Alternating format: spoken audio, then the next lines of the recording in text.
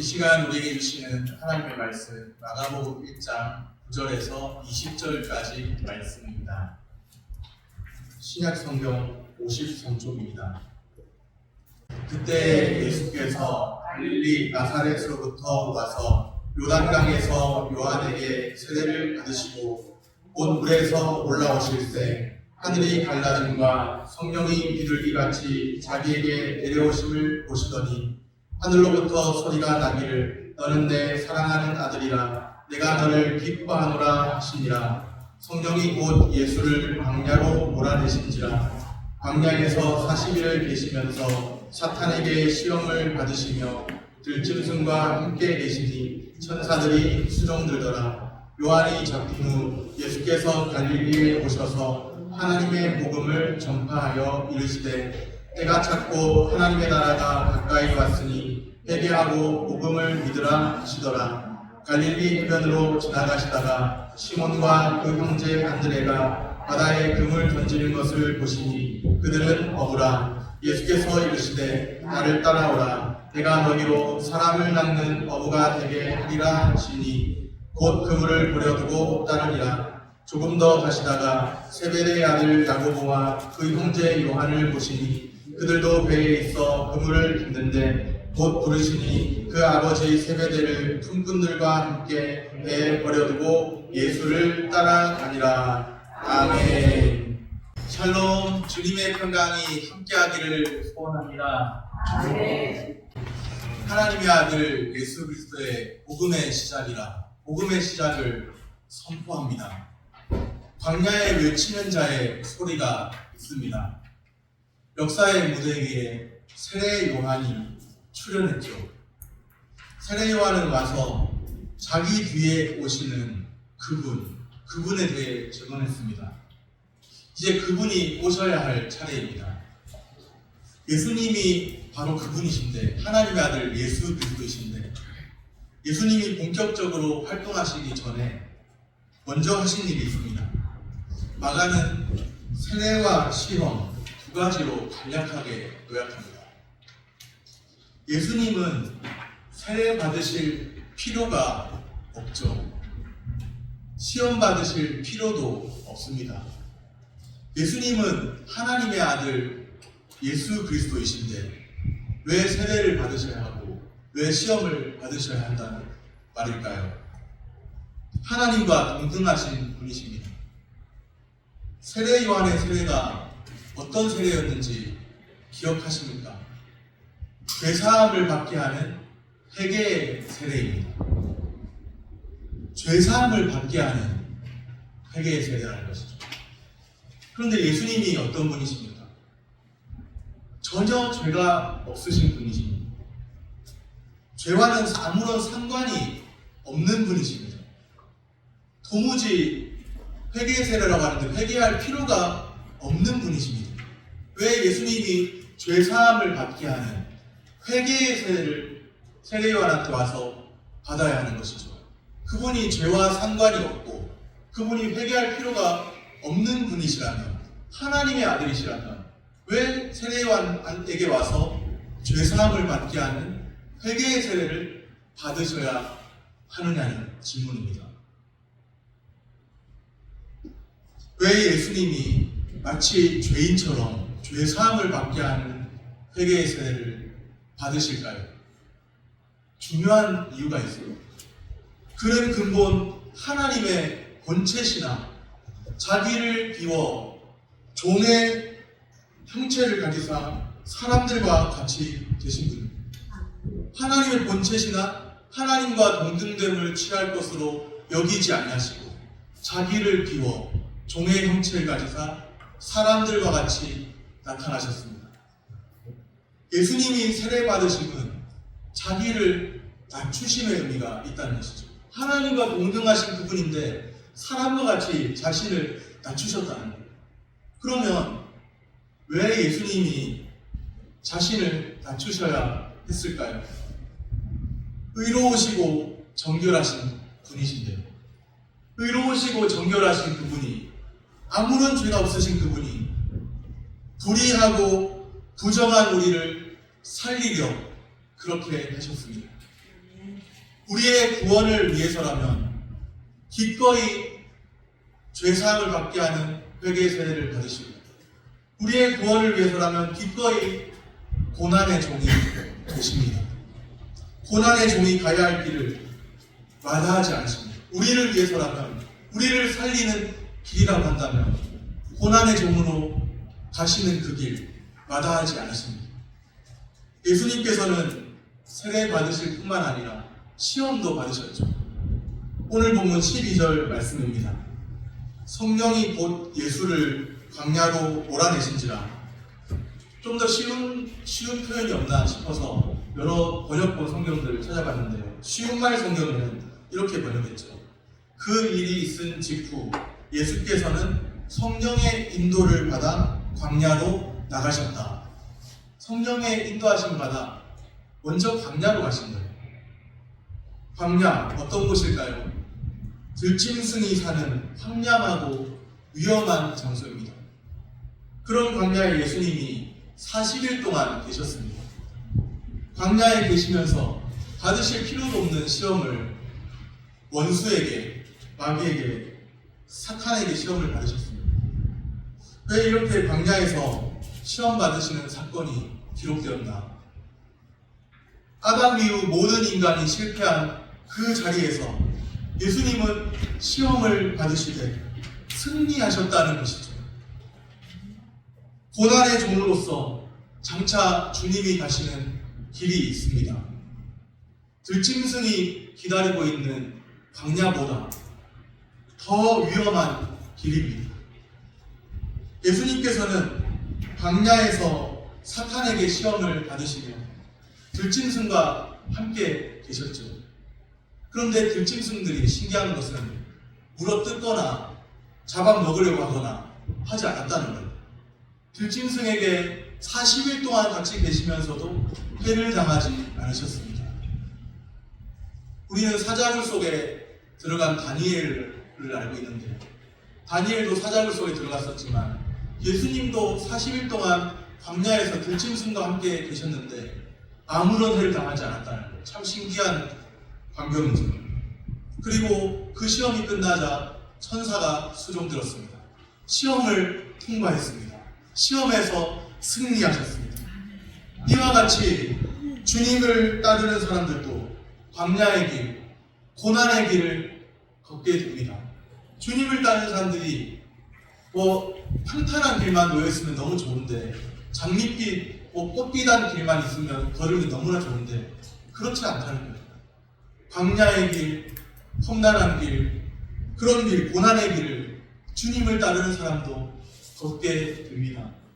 그러나 결국은 우리 주님이 승리하신 것처럼 승리하게 되는 줄로 믿습니다. 예수님의 승리가 곧 우리의 승리이기 때문입니다. 예수님의 승리, 그 승리 안에서 우리도 승리하게 될 줄로 믿습니다.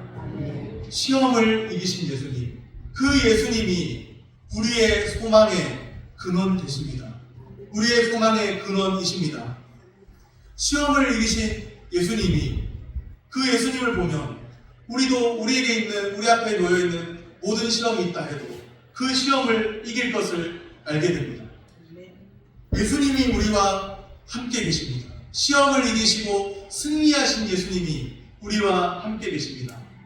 지금 예수님은 뭐 하고 계신가요? 내가 고통받을 때는 뭐 하고 계신가요? 내가 폭염 속에 덥다고 막 부채질하고 있을 때는 뭐 하고 계신가요? 지금은 하나님 보좌 우편에서 우리를 위하여 중보하고 계십니다. 우리를 위하여 십자가 지시고 우리를 위하여 다시 살아나신 그분이 지금은 하늘 보좌 우편에서 우리를 위하여 중보하고 계십니다. 지금도 자신의 일을 하고 계십니다. 당신의 일을 행하고 계십니다. 우리의 중보자 되신 그리스도 예수이십니다. 우리의 머리 되신 그리스도이십니다. 오늘도 우리 주 예수님으로 인해 모든 일들을 넉넉히 이기고 기꺼이 이기고 힘을 내어 살아가시기를 바랍니다. 조금 어려운 일이 있어도, 폭염이 조금 있어도, 더 어려운 일이 있어도 시험을 이기신 예수님이 승리하신 것처럼 우리는 승리하실 것을 믿고 우리 주 예수님 바라보며 힘을 얻으시기를 바랍니다. 예수님이 광야에서 시험 받으시는 장면, 그 다음에 기록되는 내용이 있죠. 세례 요한이 잡힌 후에 관한 내용입니다. 큰일 났습니다. 세례 요한이 잡혔습니다. 세례 요한이 잡혔으니 죄사함을 받게 하는 회개 세례 누가 전합니까? 세례 요한이 잡혔으니 이제는 회개를 촉구할 사람이 없는 것 아닙니까? 그렇게 생각할 수 있잖아요. 장차 누가 있어 회개의 메시지를 전한단 말입니다. 이제는 그 메시지는 끝났고 이제는 복음 전파하는 그런 사역도 사역자가 떠나가면서 끝났고 그렇게 생각해야 될까요? 14절 말씀입니다. 요한이 잡힌 후 예수께서 갈릴리에 오셔서 하나님의 복음을 전파하여 기억하시기를 바랍니다. 하나님의 복음은 환난 속에서도 중단 없이 선포됩니다. 하나님의 복음은 환난 속에 매여서 끝나버리고 사라져버리고 그런 것이 아니에요. 하나님의 복음은 환난 속에서도 중단 없이 선포되고 있습니다. 세례 요한이 잡힌 후 예수님께서 하나님의 복음을 전파하십니다. 하나님의 복음 무엇일까요? 어떤 내용일까요? 하나님의 나라입니다. 15절 말씀입니다. 15절을 우리 같이 한 목소리로 읽겠습니다. 이르시되 때가 찼고 하나님의 나라가 가까이 왔으니 회개하고 복음을 믿으라 하시더라. 아멘. 하나님의 복음을 전파하셨는데 그 다음에 나오는 내용이 이르시되 때가 찼고 하나님의 나라가 가까이 왔으니 하나님의 나라에 대한 말씀을 하십니다. 하나님의 나라, 하나님의 통치권을 의미합니다. 무슨 말이냐? 예수 그리스도 안에서 하나님의 통치가 시작된다. 그런 뜻이죠. 예수님이 오셨으니 과거로부터 예언된 하나님의 통치가 본격적으로 예수 그리스도 안에서 시작된다. 그런 말입니다. 하나님의 아들 예수 그리스도가 오셔서 예수 그리스도 안에서 하나님의 통치가 시작됩니다. 하나님이 통치하십니다. 하나님이 다스리십니다. 그 말은 하나님이 다스리신다는 것은 하나님의 다스림을 받는 사람들이 있다는 뜻이죠. 하나님의 다스림을 받는 사람들 누구일까요? 회개하고 복음을 믿는 사람들입니다. 회개하고 복음을 믿으라. 하나님의 나라가 가까이 왔으니 회개하고 복음을 믿으라. 이 말씀이 오늘 우리에게도 들려져야 합니다. 단순히 문자로만이 아니라 영으로 그 정신이 우리의 마음에 새겨져야 합니다. 하나님의 나라가 가까이 왔으니 회개하고 복음을 믿으라. 회개하고 복음을 믿는 자들만이 하나님 나라의 참 백성입니다. 하나님의 참 백성. 회개하지 않고 복음을 믿지 않고 교회당에만 들어와 있는 사람들이 아니라 회개하고 복음을 믿는 사람들, 그들이 바로 하나님의 참 백성입니다. 심지어는 한순간 주일 예배 가운데 나오지 못했어도 예배당 바깥에 있어도 회개하고 복음을 믿는 사람이 있다면 그는 하나님의 참 백성입니다. 회개하고 복음을 믿으라 말씀하신 예수님이 이제 제자들을 부르세요. 회개하고 복음을 믿도록 하나님의 나라를 더 전파하시기 위해서 이제 또 제자들을 부르십니다. 그 사역을 위해서. 그가 참된 제자들일까요? 주님을 따르는 제자들, 어떤 사람들일까요? 제자들에게 기본적으로 요구되는 것은 회개하고 복음을 믿는 것입니다. 회개와 믿음입니다. 회개와 믿음이 없으면 그는 하나님 나라와 상관이 없습니다. 참된 제자라고 할 수 없습니다. 회개와 믿음이 없으면 참된 제자라고 할 수 없습니다.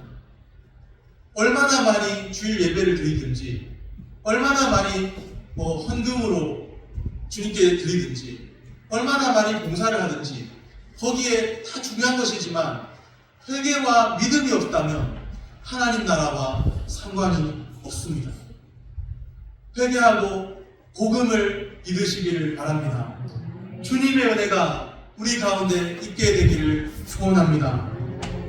참된 제자는 회개와 믿음에 대한 분명한 관심이 있습니다. 마가복음을 계속해서 읽다 보면 무리가 등장합니다. 무리. 제자는 무리와 구분됩니다. 무리는 하나님 나라를 알지 못해요. 같이 예배당 안에 있어도 무리가 있을 수 있어요. 저는 여기에 모인 모든 분들이 무리가 아닌 제자가 되기를 원합니다. 그런데 제자와 무리는 구분된다는 사실이에요. 무리는 하나님 나라, 아무리 말씀을 들어도 관심도 없고 하나님 나라를 알지 못합니다. 하나님의 통치 알지 못합니다. 예수 그리스도 안에서 하나님의 통치가 시작되었다고 상관없이 살아갑니다. 자기 고집대로, 자기 관심대로 그렇게 살아갑니다. 회개하고 복음을 믿으라고 한 귀로 듣고 흘려버리고 회개와 믿음에 대해서는 생각조차 안 하고 말씀을 들은 이후에도 자기 마음과 자기 고집대로 강팍한 심정대로 살아갑니다. 그러나 하나님의 말씀을 듣고 마음에 찔림이 있고 하나님 나라가 있다고 회개하고 복음을 믿으라고 마음에 각성이 있고 죄에 대한 각성이 있고 회개와 믿음으로 응답하고 그 마음이 하나님 말씀을 더 붙잡기 원하는 그런 마음이 있다면 그것이 바로 하나님의 은혜의 역사인 줄로 믿으시기를 바랍니다. 우리 스스로의 힘으로는 하나님 나라를 도무지 생각해낼 수도 없고 회개와 믿음을 도무지 만들어낼 수도 없고 하나님의 은혜가 우리 가운데 역사하셔야 말씀을 듣고 마음에 찔림이 있고 그래서 우리가 어찌할꼬 하면서 탄식하면서 주의 말씀 바라보고 사모하고 하나님 나라 나도 그 백성으로 살기 원한다 고백하고 또 회개하고 복음을 믿음으로 응답하게 되는 줄로 믿으시길 바랍니다. 성령의 역사입니다. 우리 스스로는 하나님 나라 알지 못하고 회개와 복음을 믿는 일에 동참할 수도 없고 우리 스스로는 믿음을 만들어낼 수도 없습니다. 우리가 내가 이제부터 믿기로 결단했지 아니에요. 주님이 역사하지 않았다면 주님이 그 배후에서 우리를 붙들고 역사하지 않았다면 우리는 회개할 마음조차도 믿음으로 반응할 그 마음조차도 일어날 수가 없습니다. 우리 안에 이미 하나님 나라가 조금이라도 있다면 회개하고 복음을 믿는 그 마음이 있다면 성령께서 우리 가운데 역사하시는 줄로 믿으시길 바랍니다. 마음에 말씀을 듣고 무감각한 사람, 하나님 나라와 상관없는 사람일 수 있어요. 그런데 마음에 말씀을 듣고 마음에 찔림이 있고 죄에 대한 각성이 있고 회개와 믿음에 대한 응답이 있고 하나님 말씀 앞에 무릎 꿇음이 있고 하나님 말씀 앞에 통곡함이 있고 하나님 말씀을 들으면서 살아계신 하나님을 찬양하고 이제부터 나의 주 나의 하나님이라 인정하고 그런 사람들은 주의 백성이며 하나님 나라의 백성인 줄로 믿으시기를 바랍니다. 우리는 하나님 나라를 알지 못하고 회개와 믿음에 대해서도 알지 못하고 그저 말씀이 들려와도 마음으로 듣지 못하고 귀로 듣고 마음으로 깨닫지 못하고 무감각하게 살아갈 뿐이죠. 자기 고집 내려놓지 못하고 여전히 강팍한 마음대로 살아갈 뿐이죠. 자신의 이익을 따라 움직이는 이들이 무리입니다. 이익이 없다. 예배당에 왔는데 별 이익이 없어. 이득이 없어. 아무런 나에게 이득되는 게 없어. 그러면 재빨리 판단하고 돌아서 버리고 예수님을 떠나보낼 준비가 되어 있는 사람들이 무리들입니다. 한순간에는 호산나 우리를 구원하소서 했다가 한순간에는 예수님을 십자가에 못 박으라고 하는 사람들이 무리들입니다. 무리들. 자신의 이익을 따라, 이득을 따라 계산하고 따르는 사람들입니다. 언제든지 자신에게 아무런 이득이 없다고 판단되면 하나님 나라와 회개와 믿음에는 상관없이 살아가기 때문에 언제든지 등 돌릴 준비가 예수님을 밀어낼 준비가 되어 있는 사람들이 무리들입니다. 그러나 제자는 다릅니다. 제자는 회개와 믿음에 반응이 있습니다. 우리 각자는 무리가 아닌 제자로 살기를 원하나요? 주님의 말씀을 듣고서 회개와 믿음을 점검해 보시기를 바랍니다. 복음을 전파하시려고 예수님께서는 특별한 사람들을 부르셨을까요? 예수님께서 복음을, 하나님의 아들 예수 그리스도의 복음을, 하나님 나라를 전파하시려고 뭔가 특별한 사람들, 재능이 있고 뭔가 돈 많고 백 많고 특별한 사람들을 부르셨을까요? 아닙니다. 예수님께서는 특별한 사람들을 부르시지 않았어요. 그 당시에 사내들인 공회원이나 랍비 학교에 속해 있던 그런 특별한 사람들을 부르시지 않으셨습니다. 누구를 불렀나? 바닷가의 어부들, 사람들이 잘 알아주지도 않는 평범한 그냥 사람들, 뭐 특별한 재능이 있지도 않는 바닷가의 어부들을 부르셨습니다. 물론 고기 잡는 데는 전문가겠죠. 그러나 그들은 뭐 특별할 것이 없는 사람들인데요. 예수님께서는 갈릴리 해변을 지나가시다가 시몬과 그 형제 안드레를 보십니다. 17절 말씀입니다. 17절을 같이 읽겠습니다. 예수께서 이르시되 나를 따라오너라. 내가 너희로 사람을 낚는 어부가 되게 하리라 하시니. 아멘. 예수님께서는 제자들을 사람을 낚는 어부로 부르셨습니다. 특별할 것도 없는 사람들인데 은혜로 다만 사랑하심으로 왜 나를 불렀느냐고, 왜 나를 제자로 택했냐, 아무리 물어도 그 답을 우리 안에서 찾을 수가 없어요. 무슨 말이냐? 그냥 하나님이 긍휼히 여기셔서, 주님이 긍휼히 여기셔서, 예수님이 긍휼히 여기시고, 예수님이 그냥 자신의 기뻐하시는 자들을 선택하시는 거예요.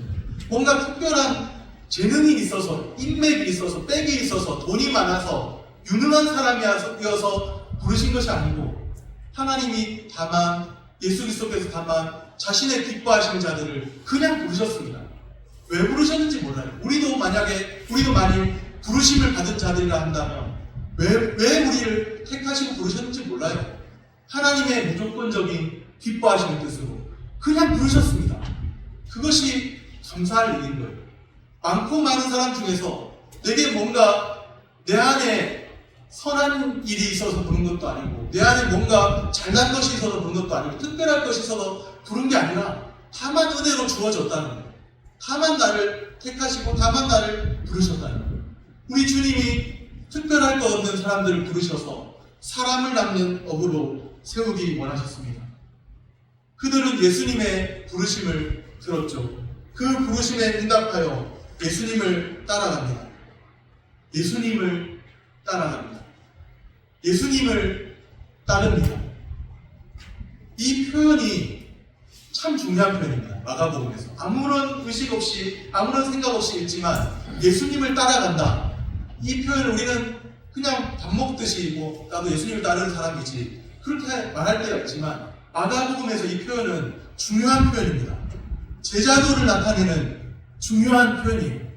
예수님을 따른다는 것, 예수님을 따른다는 것이 무엇인지 우리는 깊이 생각해 보아야 합니다. 예배당에만 나와 있으면 예수님 따르는 것일까요? 그것을 묻고 싶습니다. 제자도는 제자의 도리입니다. 제자가 어떻게 살아가야 하는가? 제자의 도리예요. 주님의 부르심에 응답하여 따르는 삶입니다. 부르심을 받은 제자들 어떻게 예수님을 따랐나요? 한번 보시기 바랍니다. 우리는 이것을 놓치지 말아야 합니다. 어떻게 예수님을 따랐나? 일주일에 한 번 예배당에만 오고 말았나? 기도 한 번 하고 말았나? 어떻게 예수님을 따랐는지 놓치지 말아야 합니다. 18절 말씀입니다. 곧 그물을 버려두고 따르니라. 어떻게 따랐다고요? 곧 그물을 버려두고 따르니라. 예수님 부르시니까 주저주저 하다가 따랐죠. 그렇습니까? 곧 따랐습니다. 예수님이 부르시니까 즉시로 곧 따랐습니다. 예수님이 부르시니까 무엇을 버려두고 따랐죠? 그물. 그렇습니다. 어부들인데 그물을 버려뒀어요. 그물이 무엇을 말할까요? 어부에게 그물이 뭘 말할까요? 생계수단이고요. 생존할 수 있는 수단입니다. 배와 더불어 그들의 생계수단이에요. 생계수단 중요하잖아요. 너무 중요하잖아요. 우리의 생활을 영위해 나가는 데 있어서 필요한 것입니다. 필요한 거예요. 필요하지 않은 것이 아닙니다. 우리는 우리의 생업을 내팽개칠 수 없잖아요. 그렇게 할 수 있는 사람도 없잖아요. 그런데 그것이 우리 삶의 중심과 우선순위를 하나님보다 더 차지해서는 안 된다는 거예요. 하나님의 부르심이 다른 그 무엇보다 제일 중요하게 인식되어서 하나님의 부르심에 곧 따르는, 예수님을 따르는 그것이 바로 제자도라는 거예요. 제자도, 예수님을 따른다는 표현, 예배당에 일주일에 한 번 나와서 기도하고 예배드린다고 나 예수님 따릅니다 이렇게 말할 수 있을까요? 아닙니다. 예수님을 따른다는 표현, 자신의 모든 것을 내걸고 따르는 거예요. 배와 그물을 버려두고 따르는 겁니다. 배와 그물을 버려두고. 이 말은 우리에게 적용했을 때 생계수단 다 내팽개치고 생업 다 내팽개치고 따르라, 생업 다 내팽개치고 따르라, 그런 말을 하자는 게 아니에요. 하나님의 부르심이 우리 삶에서 제일 중요하게 여겨지고 인정되어지는가? 주님이 나를 부르신다면, 주님이 오늘 나를 부르시고 지금 나를 부르시면 제일 중요하게 배와 그물을 버려두고 따른 제자들처럼 주님을 따를 수 있는가? 이것이 성경이 전하는, 마가복음이 증거하는 말씀입니다. 제자의 본이라는 거예요. 예수님을 따른다는 표현 우습게 생각했습니까? 일주일에 한 번 나와서 기도하는 것으로 나는 예수님 따른다고 생각했습니까? 나의 모든 것을 걸고 따른다는 겁니다. 주님이 나의 모든 것을 걸고 너에게 주었으니, 내가 나의 목숨까지도 내어서 너를 사랑했고 너에게 주었으니 너는 나를 따르라. 자신을 십자가에서 자신의 목숨까지 내어서 주셨으니 너는 나를 따르라. 그때 따르라는 것은 그냥 모든 것을 걸고 따르는 거예요. 모든 것을 걸고 자기를 부인하고 따르는 겁니다. 자기 부인 없이 따를 수 있다고 생각하셨습니까? 자기 부인 없이요. 교회당에 나오는데 교회당 바깥에 나가면 능력이 없잖아요. 왜 그럴까요? 자기 부인이 없기 때문이죠. 그냥 자기를 날마다 자기만 긍정하면서 자기만 강화하면서 교회에서도 기도할 때도 자기 강화를 위해서 이 모든 것들을 달라고, 자신을 위해서 이 모든 것들을 달라고 그렇게 기도할 뿐이지, 하나님의 영광과 하나님의 나라와 예수 그리스도를 따름이 내 마음에 없기 때문인 것이죠. 그렇기 때문에 더 복음의 능력이 안 나타나는 것이죠. 여전히 기도의 제목은 바뀌지 않았고, 여전히 우리처럼 자기 이익을 위해서만 기도하고, 자신을 위해서만 기도하고, 하나님 나라 위해서 주님을 따르는 사람으로 살게 해달라고 그러한 기도가 없기 때문이죠. 우리 주님이 우리를 부르시면 주님의 부르심이 제일 중요합니다. 나의 주, 나의 왕 되신 주님, 주님의 부르심이 내 인생에 있어서 제일 중요합니다. 주님의 부르심은 나의 모든 것을 걸고 내 심장을 걸고 주님 앞에 따르겠습니다. 내 심장을 주께 드리나이다. 그러면서 따르는 모습이 우리에게 있는가? 저 자신도 말씀 앞에 돌아봅니다. 저 자신. 말씀의 수종자라 때로는 생각하면서도 얼마나 말씀의 수종자로 말씀을 따르는 사람인가? 이런 말할 자격조차 있는 사람인가? 예수님을 따른다는 것이, 마가복음을 표현하는 것은 배와 그물을 분명히 버려두고 따르는 것인데, 나는 주님을 그렇게 따르고 있는가? 주님의 부르심 앞에 왕의 부르심을 인정하면서 주님의 부르심을 저항할 수 없이, 주님의 부르심이 곧 즉시로 그 부르심의 효력 앞에서, 그 부르심의 효력 앞에서 믿음으로 응답하는 사람인가 돌아봅니다. 하나님의 부르심이 우리의 마음의 중심을 차지하기를 소원합니다. 말씀을 듣고서 하나님 나라가, 예수 그리스도가 우리의 마음 중심을 차지하기를 원합니다. 하나님 나라가, 예수 그리스도가, 예수 그리스도를 따름이 우리 마음의 중심을 차지하기를 소원합니다. 제자들은 부르심을 받고서 그들의 생계수단마저 버려두고 예수님을 곧 따랐습니다. 주저하지 않고 따랐습니다. 진정한 제자도가 무엇인가? 한번 말씀을 듣고 생각해 보시기를 바랍니다. 20절 말씀입니다. 20절 말씀. 같이 한번 읽어보겠습니다. 곧 부르시니 그 아버지 세베대를 품꾼들과 함께 배에 버려두고 예수를 따라가니라. 제자들은 불효자식이네. 아버지를 품꾼들과 아버지를 버려두고 따라갔대요. 이제는 생계수단 정도가 아니라 아버지를 품꾼들과 버려두고 따라갔다니. 제자들은 불효자식이고, 완전히 불효자식이고, 기독교 신앙은 그냥 불효를 행하라고 가르치는 그런 신앙이 그런 건가요? 아닙니다. 야고보와 요한은 그들의 아버지를 품꾼들과 함께 배에 버려두고 따랐죠. 예수를 따랐죠. 어쩌면 품꾼들이 같이 있었으니까 품꾼들에게 아버지를 맡겨두고 아버지를 돕는 일을 맡겨두고 따를 수가 있었죠. 아버지를 버려뒀다. 가족을 뒤로 했다. 우리도 아버지를 버려두라고 말하는 게 아니에요. 가족을 뒤로 하라, 그냥 가족 내팽개치라고 말하는 게 아니에요. 복음이 가족 내팽개치라고 말하는 게 아니에요. 그러나 복음이 가족보다도 하나님의 아들 예수 그리스도의 복음이 가족보다도 우선해야 한다는 말. 이 말씀을 듣고 참 많이 생각합니다. 나는 그럴 수 있을까? 특히나 현대사회는 가족 중심주의가 있는 것 같아요. 가족 유교 문화가 아직까지 이어지고 있는 건지 그 옛날 유교 문화가 그건 모르겠지만 가족 중심으로 돌아가는 사회 같아요. 그런데 가족마저도 하나님의 아들 예수 그리스도의 복음을 위해서는 가족마저도 뒤로하고 예수님을 따라갈 수 있는가? 그렇게 물으신다면 불효를 행하라는 것이 아니라 하나님의 아들 예수 그리스도의 복음이 1번인가? 부르심이 1번인가? 물으실 때 우선순위가 되어 있는가 물으실 때 참 그 질문을 생각해 보면 제자도 마가복음이 말하는 제자도는 다소 과격한 것 같다. 그런 생각이 듭니다.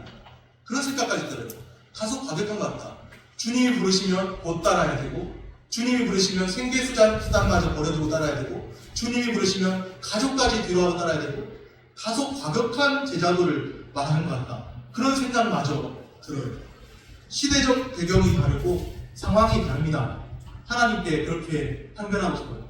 그때하고 다른 상황이지 않습니다. 그때와는 다른 시대 속에 살고 있지 않습니다. 그렇게 말할 수도 있겠죠. 그러나 그들에게는, 제자들에게는 가족조차도 주님의 부르심보다 우선순위가 될 수 없었습니다. 오늘 우리는 주님을 따르는 삶을 살아갈 준비가 되어 있을까요? 복음의 유일한 가치를 알아야 합니다. 복음의 유일한 가치를 모르면 복음을 제1번 내 삶의 우선순위로 놓을 수가 없는 것이죠.